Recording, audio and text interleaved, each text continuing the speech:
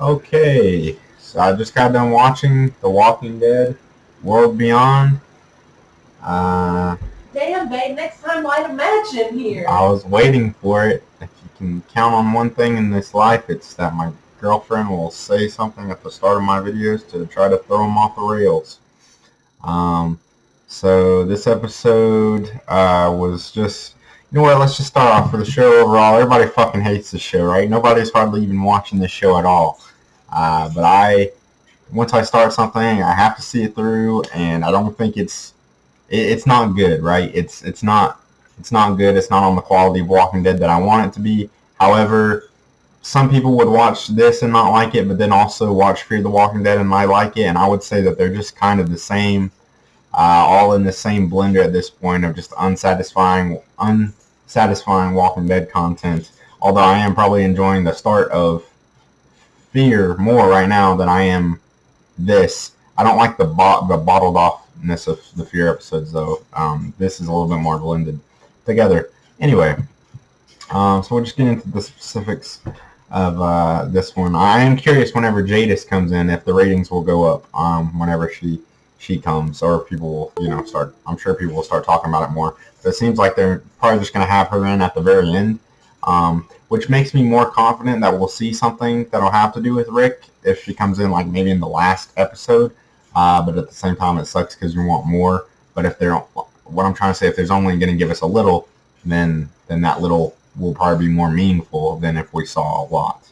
Um, so we get a little bit more of the backstory of Huck. I do like her character. I think I'm gonna have to say, except for Morgan on Fear, I do like the World Beyond characters, more of them than what I would on Fear. I like Strand on Fear as well, that the acting at least.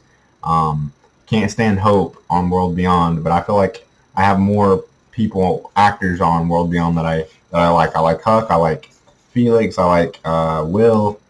Um, not Hope. Silas. I like Silas. Just there's just more there. Corduroy Kid. I don't like his story, but I think the actor is okay. So yeah, I like seeing more of Huck's backstory because I do like her character. Um, let's see.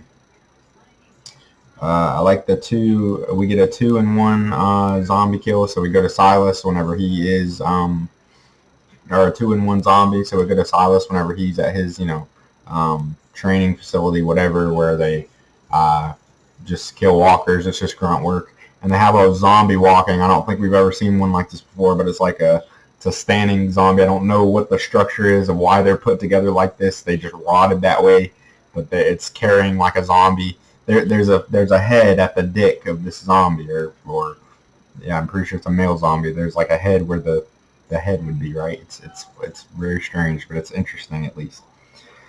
I like that line from one of the kids at this encampment. That's how it's at. He says, "What crawled up his ass and came back to life?" Because the usual line would be, "What crawled up his ass and died?" But in this world, stuff doesn't really die. So, what crawled up his ass and came back to life? Haha, yeah. It's good.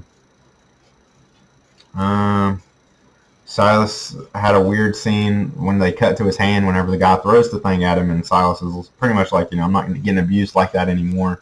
You can presume, like how his dad used to do to him. So, he's pretty much warning him not to push him because he'll go over the edge. So he says don't, and like drops whatever he threw at him. It was a really weird cut though, the way they zoom on his hand and he's like don't, and then it cuts in and then drop with the hand. I was like, you could have done that more panned out. I think that would have been fine. But I guess they're trying to show us his hand was injured, which leads into a really weird scene where the guy comes up to him and he says, "You're coming with me after this."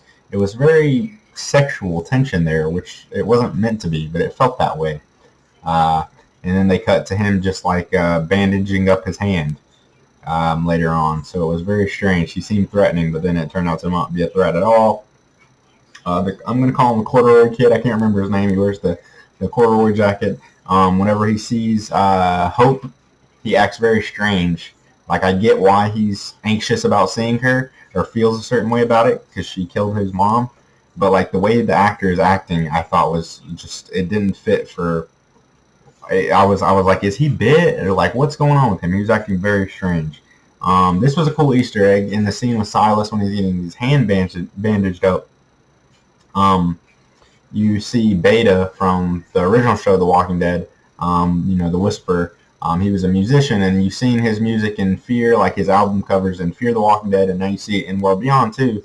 It's like Blue Moon or Half Moon up on the wall, so that's a cool Easter egg for sure.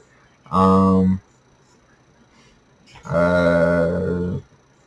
was a weird line from Iris to Hope. I'm reading off my notes, by the way. Iris to Hope, where she says, "It sounds like you're meeting guys and talking about Dad's girlfriend," which was, I felt a very strange line. Maybe I just heard it all correctly. I played it back, though. So it'd be like if I'm having a conversation with you and I was saying, like, oh, yeah, my computer is black and running right now. And then you look at me and says, it sounds like you're saying your computer's black and it's running right now. It's like, what the fuck? You're just repeating what I just said. What the fuck are you doing that for? So that was a very strange line, I think, unless I just misunderstood it, but I don't think so. So I really like this scene whenever Felix threatens Huck. I really like Felix's character. When he threatens her, pushes her down to the ground, grabs the zombie, and is like having it bite at her face. I love that shit.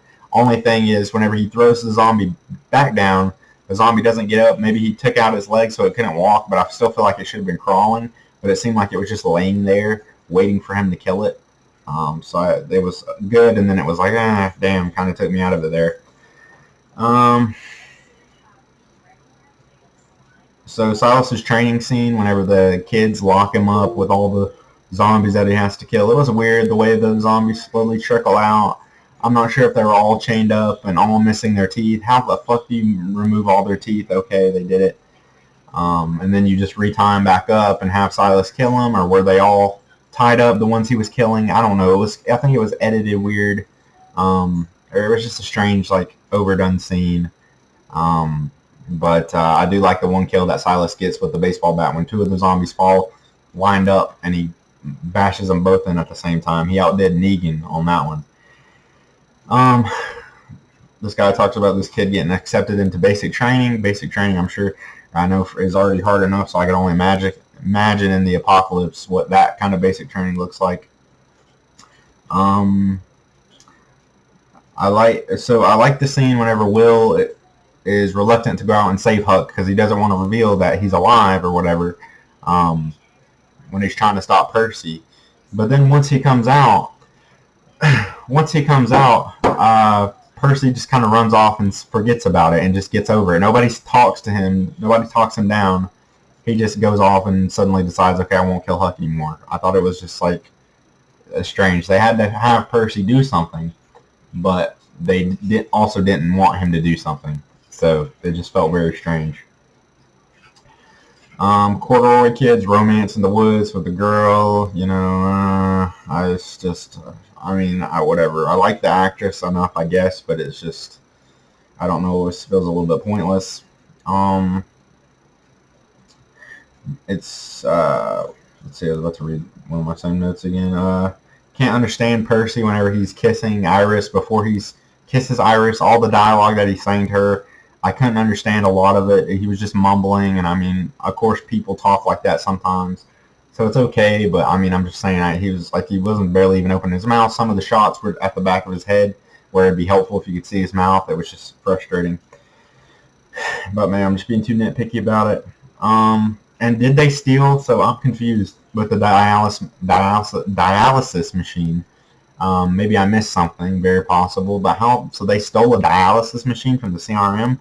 Those are pretty big. Maybe not. I think people do have those in their houses for like people with kidney disease and whatnot. But it still is just a very like specific, large thing to steal out in the woods. You got a generator or something out there, I guess, running it. But I get it. You stole something from the CRM, but this is like a big steal. But maybe not. Maybe the dialysis machines are smaller. I don't know. And then Hope gets back to the Republic because, they decide to just go back how they were, where they're all broken up. Which, so whatever, regressing on the story a little bit there, progression. And she gets a note from that guy that she was flirting with, oh boy, oh yay. And then I hope we get Jadis soon. I think we need that. I think we really need that. Although, like I said, if they save her till later, then well, maybe we could get a little bit more about Rick. You know, like maybe this is my vision. I know this won't be. I think we'll see more of her than this, but she's on Milwaukee. You know, she's talking like we don't know what timeline this takes place in.